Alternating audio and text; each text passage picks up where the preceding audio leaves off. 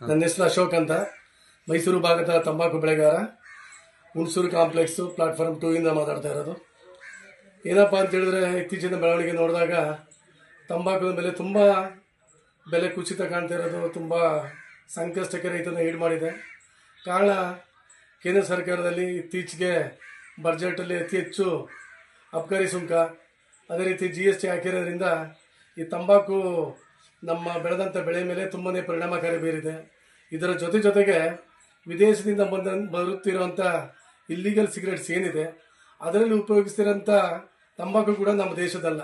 ಅದು ವಿದೇಶದಿಂದ ತಂಬಾಕು ತಂದು ಇಲ್ಲಿ ಕಡಿಮೆ ಬೆಲೆಗೆ ಮಾರಿದಾಗ ನಾವು ಸ್ಥಳೀಯವಾಗಿ ಬೆಳೆದಿರೋಂಥ ತಂಬಾಕುಗೆ ತುಂಬಾ ಬೆಲೆ ಕುಸಿತ ಆಗಿದೆ.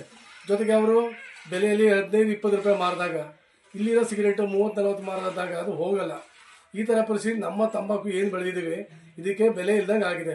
ನಮ್ಮ ಜೀವನನ ಕಾಪಾಡಬೇಕು. ನಾವು 50-60 ವರ್ಷದಿಂದ ಹೊಗೆ ಬೆಳ್ಕೊಂಡೆ ಇದರಲ್ಲೇ ಜೀವನ ಮಾಡ್ಕೊಂಡಿರುವಾಗ, ಇದೇನು ನಂಬಿ ಬದುಕಿರುವಾಗ ನೀವು ಏಕೆ ರೈತನ ಗಮನನೂ ಕೇಳ್ದಂಗೆ ಕೇಂದ್ರ ಸರ್ಕಾರ ಟ್ಯಾಕ್ಸ್ ಆಗಿರೋದ್ರಿಂದ ನಮಗೆ ಜೀವನ ಮುಂದೆ ಯಾವ ರೀತಿ ಜೀವನ ನಡೆಸಬೇಕಂದ್ರೆ ನಮಗೆ ದಾರಿ ತೋರಿಸೋಕ್ಕಾಗಿದೆ.